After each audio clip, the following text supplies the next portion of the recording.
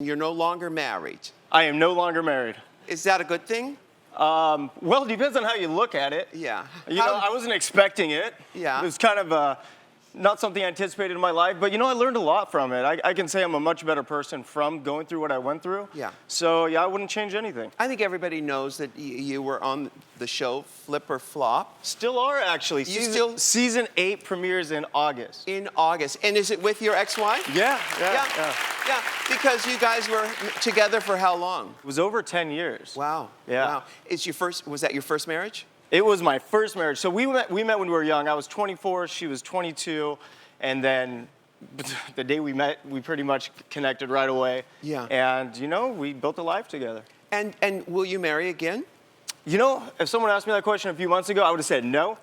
But I have hope. I do have hope, you know? Yeah. As more time goes on, like the more my eyes are opening to what's out there, and I do believe there's more for me out there, and I do believe in love. Like, I really believe in love, so I am hopeful.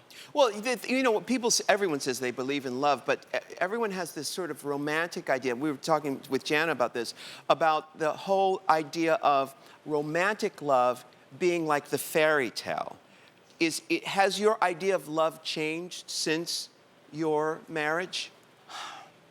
No, to be honest with you. Like for me, when I think or talk about love, I think about being willing to do something to make the other person happy.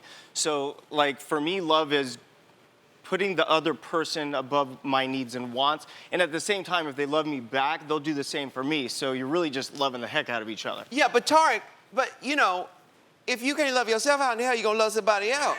Oh, this is true. This is true. Right. Well, I guess you're right on that, but maybe that's why I'm divorced. I don't know. Well, you know, and she's gone on to remarry. She's got a baby with someone else. That was fast. I mean, that's a little questionable, don't you think? I mean, between us? Well, I've been single for 3 years as of a few days ago, and she's married and pregnant. So, you know, we all live our own lives, and she made the decisions she made. And, you know, I obviously, for my kids, I hope it works out forever. And I hope that my kids have a stable household. I hope he's an amazing stepdad. So far, he's been doing a great job, and I'm excited that they're having a kid. Like, it's all good. How many kids do you have with her? I have 2 with her. I have an 8-year-old daughter, Taylor, and a 3-year-old son, Braden. Wow. Yeah. Oh my goodness. Talk about life-changing events. And then on top of that, a few years ago, you were diagnosed with cancer. Yeah. What kind of cancer? So 2013, I found out I had thyroid cancer. We did further testing because my doctor had missed it and found out I also had testicular cancer. So that, you know, I'm like in my early 30s, and I thought I was gonna die, to be honest with you. So in hindsight, when you look back at that time, because a lot's happened to you in a short amount of time, what do you think all of that meant?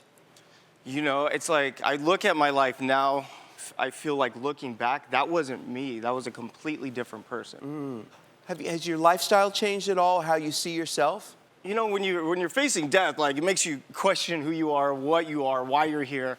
And it did change me as a person, but what really, really changed me was my divorce.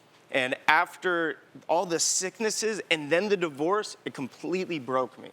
And it was the most miserable experience of my life. But it gave me an opportunity to reevaluate like who I am and who I want to be. And it just really made me a better person. Yeah, it's like the phoenix rising from the ashes. Are you stronger now? Are you healthy now? It's so funny. Years ago, I would hear people hitting rock bottom and breaking and, you know, coming back. And I'm like, these people are crazy. I'm like, no, it is real. I am the strongest version of myself I've ever been. Thank you. Thank you. And the one thing that makes all of it worth it was the lesson that I learned of being the absolute best dad possible. Right on. I would give everything away. Like, I would give away everything, live in a box to have my kids. That is beautiful. No problem. I love it.